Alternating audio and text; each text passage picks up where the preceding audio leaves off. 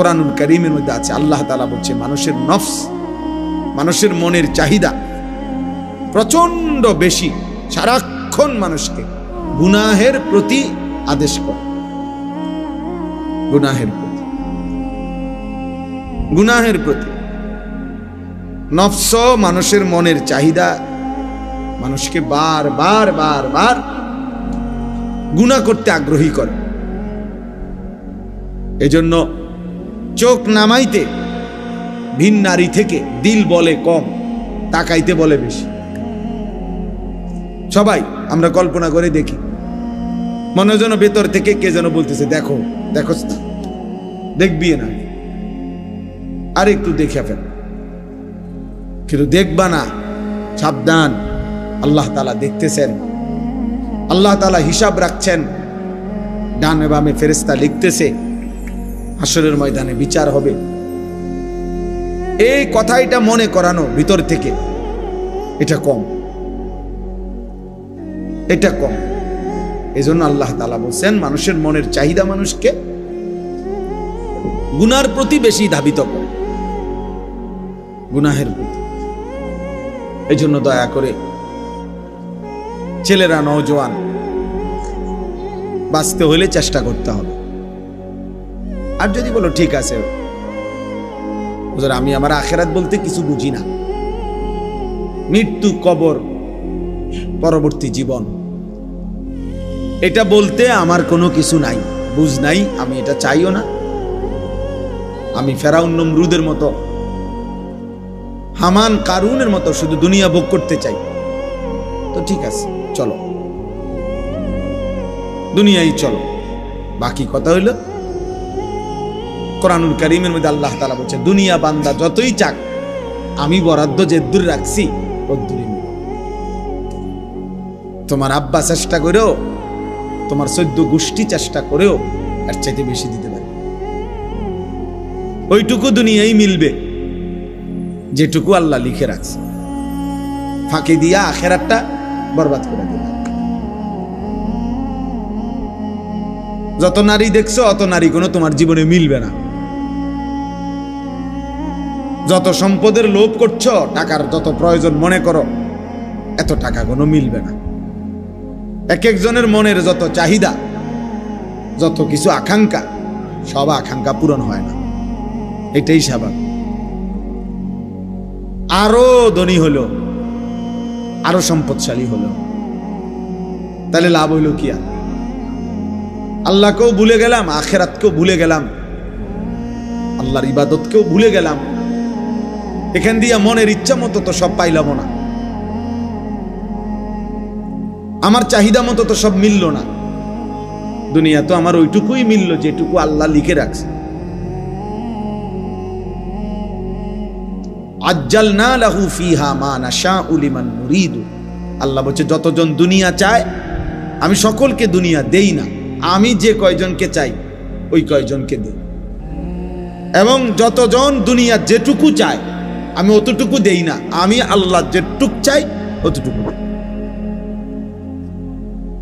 অতটুকু দেই। কিন্তু সুম্মা জাআলনা লাহু জাহান্নাম, প্রত্যেক দুনিয়া লোভীকে দেখেন, ওই যে ওদের মোবাইল দেখেন, এদের মানে মেন ব্যস্ততা হলো মোবাইলটা। এটারে একবার আলগি দিয়া ধরে, একবার উঁচা করে ধরে, একবার নিচা করে ধরে, একবার ডান দিকে নেয়, একবার বাম দিকে নেয়। মানে হুজুরের যদি আরো বাপ হয়েও বলে, হ্যাঁ ফিকির হলো মোবাইল, এইটার মধ্যে উঠাবে, রেকর্ড করবে, কেউরে দেখাবে। এই কারে বলে, কি জন্য বলে, কোনো ফিকির নেই।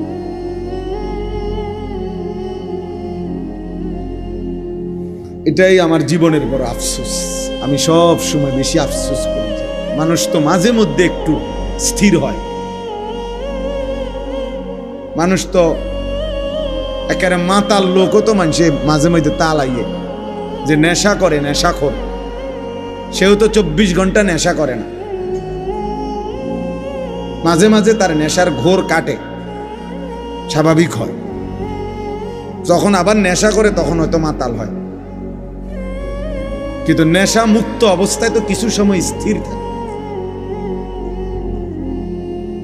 কিন্তু মোবাইলের আসক্ত এই নেশা করে 1 মিনিট থামে না, 1 মিনিটও থামে। রাত নাই, দিন নাই, সকাল নাই, একটাই কাজ, একটাই ফিকির, একটাই জীবন, একটাই স্বপ্ন, একটাই জীবন। 24 ঘন্টা মোবাইল। কি বাথরুম, কি পেশাবখানা, কি খাদ্য খাবার, ঘুম, ঘুম থেকে উঠা, ঘুম থেকে যাও, ঘুম যাওয়া। জীবনটা যেন অক্টোপাসের মতো বেঁধে ফেলছে, শয়তান বেঁধে ফেলছে। আফসোসের বিষয় ভাইয়া, আফসোসের বিষয়। মাঝে মাঝে তো আলাদা হওয়া উচিত গুনার থেকে, যে সারা দিন রাত মোবাইল এটা দিয়া করিটা কি? আমার কি কোনো আল্লাহ নাই? আমার কি কোনো রাসূল নাই? আমার কি মৃত্যু হবে না? আমার কি আখিরাত হবে না? আমি এখন আসতেছি বাখরনগর, কোম্পানিগঞ্জের পরে পরে যে স্টেশন, ও প্রাইভেট কার বাড়ি দিছে অটোতে, মনে একজন লোক দেখছি পড়ে রয়েছে, জ্যাম বাইতে গেছে, কম্পাটার মাছা পানি দিতেছে। এই জিন্দিগি। যে যখন আহত হয় তখনই মনে পড়ে যে আল্লাহ, পাওটা যখন ভাঙ্গা যায়, হাতটা যখন ছুটে যায়, মোটরসাইকেলটা যখন অ্যাক্সিডেন্ট করে, তখনই মনে পড়ে আল্লাহ বলতে কিছু আছে, তখনই শুধু আল্লাহকে ডাকার কথা মনে। আর নাই তো এর আগে মাতাল একবারও ভাবে না যে এই রোডে তো আরো মানুষও গাড়ি চালাইতেছে, আমি মোটরসাইকেলটা একটু সাবধানে চালাই। এটা তো আর আমাকে বাড়ির উঠান না। সিদ্ধান্ত এটাই, যতক্ষণ আল্লাহকে যেন বলছে, আল্লাহ যতক্ষণ পর্যন্ত তুমি ঠ্যাং ভাঙ্গা না দিবা, মাথা না ফাটাইবা, ততক্ষণ চালাও। যতক্ষণ পর্যন্ত আল্লাহ জীবন যৌবন ধ্বংস করে না দিবা, শরীরের সক্ষমতা, ততক্ষণ দেখতে থাকবো না।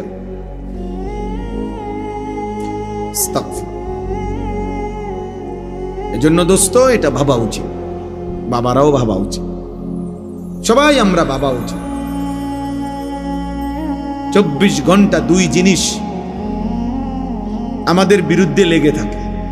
এক হলো আমাদের মনের চাহিদা, নফস, আরেক হলো শয়তান।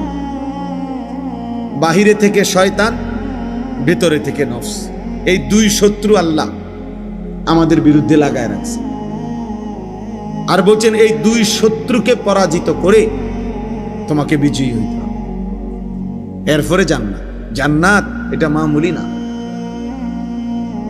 জান্নাত 2টা রুম আর একটা বারান্দা না। জান্নাত শুধু এক তরকারি আর ডাইল আর আলু ভর্তা দিয়ে ভাত খাওয়ান না। জান্নাত শুধু 2-4 আইটেমের ফল ফলাদির নাম না। জান্নাত অনেক। ইজা রাআইতা সাম্মা রাআইতা নাঈমান ওয়া মুলকান কাবীরা। আল্লাহ বলেন, আমার বান্দা যখন জান্নাত দেখবে কেবল দেখতেই থাকবে, বারবার চোখ ফিরাইয়া ফিরাইয়া দেখবে। দেখতে দেখতে সে বুঝবে তাকে আল্লাহ তাআলা নিয়ামতে ভরা এক বিশাল সাম্রাজ্য দান করেছে। মুলকান কাবীরা, বিশাল সাম্রাজ্য, বিশাল এরিয়া না, বিশাল সাম্রাজ্য। সবচেয়ে ছোট জান্নাত আল্লাহ নবী সাল্লাল্লাহু আলাইহি ওয়াসাল্লাম বলছেন 10 দুনিয়া বরাবর, 10 দুনিয়া বরাবর। সর্বশেষ যেই লোক জান্নাতে যাবে তার জান্নাত। আমরা যেমন নবীকে বিশ্বাস করি, খোদার কসম এই কথাও আমি কমপক্ষে ইয়াকিনের সাথে বিশ্বাস করি। আলহামদুলিল্লাহ, কারণ আমরা বিশ্বাস করি আল্লাহর এই কথা, রাসূলের এই কথার মধ্যে এক জাররা পরিমাণও সন্দেহ নেই। তোমরা বেনামাজি যুবক, তোমাদের সন্দেহ হইতে পারে, তোমরা আসলে আল্লাহর ব্যাপারে সন্দিহান, এই জন্য সেজদা দাও না। তোমাদের কলিজায় এটা আছে হয়তো যে আল্লাহ বলতে কিছু নাই, অবশ্যই এই জন্য ও সন্দিহান, মূলত ও আখিরাতের ব্যাপারে সন্দিহান,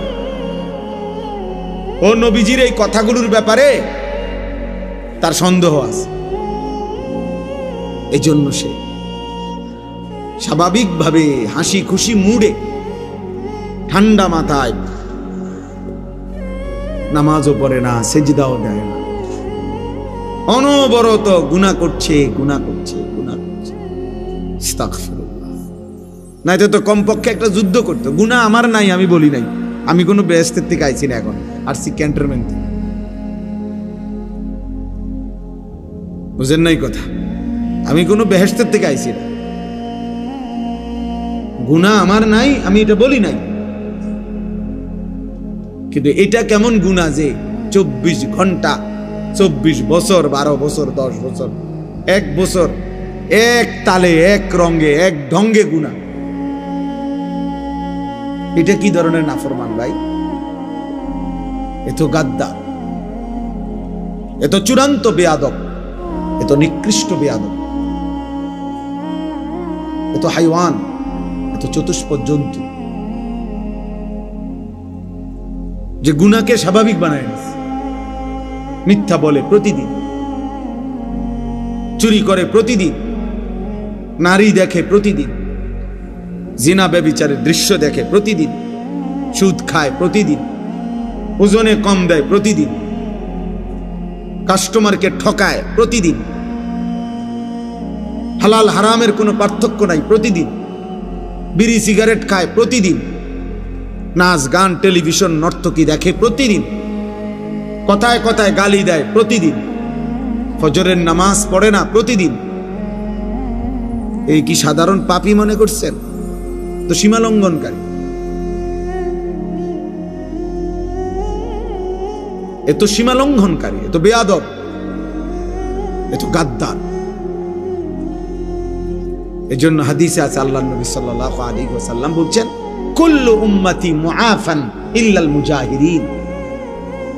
আমার উম্মতের সমস্ত পাপীর গুনাহ তওবা করলে আল্লাহ মাফ করে দিবে, কিন্তু গুনাহকে যে প্রকাশ্যে করে বেড়ায়, গুনাহকে যে স্বাভাবিকভাবে করে বেড়ায়, গুনাহকে যে ধারাবাহিক করে বেড়ায়, সবার সামনে হাসতেছে, গালি দিতেছে, হাসতেছে, টেলিভিশন দেখতেছে, হাসতেছে, বিড়ি সিগারেট খাইতেছে, লেনদেন করতেছে, মানে গুনাহকে একদম প্রকাশ্য খুললাম খোলা, অর্থাৎ একেবারে দিবালোকের মতো স্বাভাবিকভাবে, লজ্জা সংকোচ, একটু বিব্রত, একটু লজ্জিত, কোনো অনুভূতিও নাই। আল্লাহর নবী বলছে এমন নাফরমান উম্মতকে আল্লাহ মাফ করবেন। হাদিস,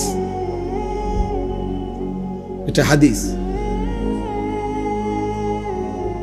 সামনে দিয়া বয়স্ক লোক যায়, দাদা যায়, নানার বয়সী লোক যায়, আলেম ওলামা যায়, ওমা এই নাফরমান দাঁড়াই আছে যে দাঁড়াই আছে, মোবাইল দেখতেছে যে দেখতেছে, তার সামনে দিয়া মনে 30 জন লোক মসজিদে ঢুকছে, নামাজে গেছে, ওরা নামাজ পইরাও আবার মসজিদ থেকে বের হইয়া এদিক দিয়া গেছে, কিন্তু এই অপদার্থ মোবাইল টিপতেছে, তো টিপতেই আছে, অথচ সে মুসলমানের বাচ্চা।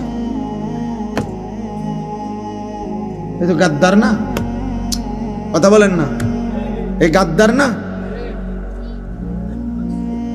সে মানে কিরে, এতগুলো মানুষ মসজিদে ঢুকলো আমার সামনে আবার বের হইল, একটা জলজ্জান্ত নামাজের ওয়াক্ত চলে যাচ্ছে, মসজিদের জামাত হয়ে গেল, আজান হইল, একামত হইল, আহা ওমা এটা কি নাফরমান, এটা কি হাইওয়ান, এটা মানুষের বাচ্চা হয় কেমনে? এটা মুসলমানের বাচ্চা হয় কেমনে? মুসলমানের ঘরে জন্ম নিলে এত বড় গাদ্দার হয় কেমনে? সামান্যতম লজ্জাত হওয়ার কথা যে জিন্নারিল্লাহ, আমিও তো একজন মুসলমান, এতগুলো মানুষ আমার সামনে মসজিদে যায়, আমি কি যাব না? আমার কি কখনোই সময় হবে? চলো ভাই। এই জন্য এই আয়াত আমি পড়ছি। আল্লাহ তাআলা বলেন, ইয়া আইয়ুহাল্লাযীনা আমানু, হে ঈমানদারগণ, লা তাত্তাবিউ খুতুওয়াতিশ শাইতান, কোনোভাবেই বান্দা মুমিন তুমি না আমার উপরে ঈমান এনেছো বান্দা, আমি বড় খুশি হইছি বান্দা, তুমি মুমিন, তুমি মুসলমান, তোমাকে জন্মসূত্রে হয়তো আমি ঈমান দিয়েছি, অথবা কেউ যদি পরেও ইসলাম গ্রহণ করে তাকেও আল্লাহ বলছে তুমি আমার। সমস্ত ঈমানদার, আল্লাহ কোরআনে নিজে বলছে মুমিন আল্লাহর বন্ধু। ঈমানদার কার বন্ধু? আল্লাহর বন্ধু। মুমিনের বন্ধু আল্লাহ, আল্লাহর বন্ধু মুমিন। এজন্য তাফসীরের মধ্যে আছে, ইয়া আইয়ুহাল্লাযীনা আমানু, হে ঈমানদারগণ। এই কথার আরেকটা অর্থ হলো হে আমার বন্ধুগণ। আল্লাহ বলছে হে আমার বন্ধুরা, বন্ধুগণ, হে আমার বন্ধুগণ। আল্লাহ তাআলা বলছে কোরআনুল কারীমের মধ্যে 89 বার, 8, 9, 89 বার আল্লাহ তাআলা এই শব্দ দিয়ে আমাদেরকে ডাক দিয়েছে, হে ঈমানদার, হে আমার বন্ধুগণ। একবার দুইবার না ভাইয়া, 89 বার। কোন মা যদি একটানা 89 বার তার সন্তানকে ডাকে, এরপরেও যদি সেই সন্তান মায়ের কাছে না আসে, এই সন্তান কি পরিমাণ বেয়াদব। কোন বাবা যদি তার সন্তানকে 89 বার একটানা ডাকে, সেই সন্তান যদি বাবার ডাকে সাড়া না দেয়, কি পরিমাণ বেয়াদব।